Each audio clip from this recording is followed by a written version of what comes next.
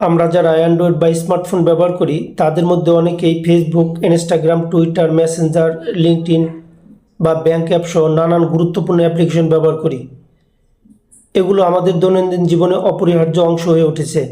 তবে একটি বড় সমস্যা হলো দীর্ঘদিন একই ডিভাইস লগ ইন থাকা অবস্থায় পাসওয়ার্ড ভুলে যাওয়া।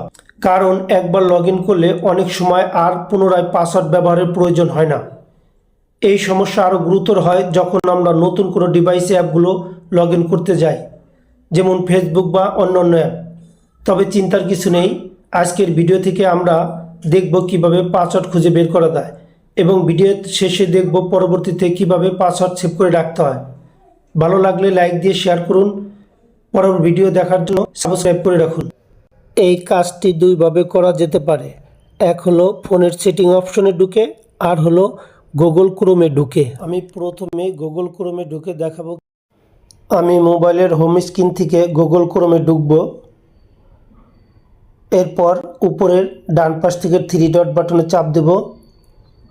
এরপর সেটিং অপশনে ঢুকবো। এরপর আমি গুগল পাসওয়ার্ড ম্যানেজারে যাব। এইখানেই আমার সব অ্যাপ্লিকেশনগুলো রয়েছে এবং পাসওয়ার্ডও রয়েছে।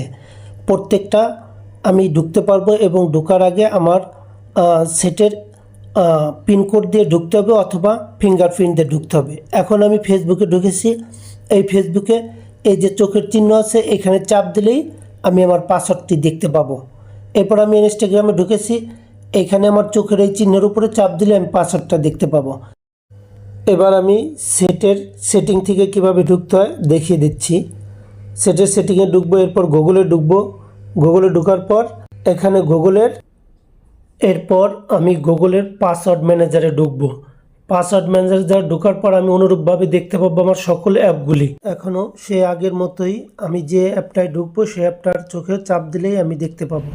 এবার আমি দেখিয়ে দেব কিভাবে আপনার পাসওয়ার্ডগুলো সেভ করতে হবে। প্রথমে আপনি সেটিং থেকে গুগলে আসবেন। গুগলে আসার পর আপনাকে যেতে হবে অটোফিলে। অটোফিলটা অফ থাকলে অন করে রাখতে হবে। অন করা অবস্থায় সকল অ্যাপ্লিকেশনের পাসওয়ার্ড আপনার ওইখানে সেভ হয়ে থাকবে। এবং আরেকটা ব্যাপার খেয়াল করতে হবে, সেটা হলো মোবাইল নাম্বার ভেরিফিকেশন। এই মোবাইল ভেরিফিকেশনটাও অফ থাকলে অন করে রাখতে হবে।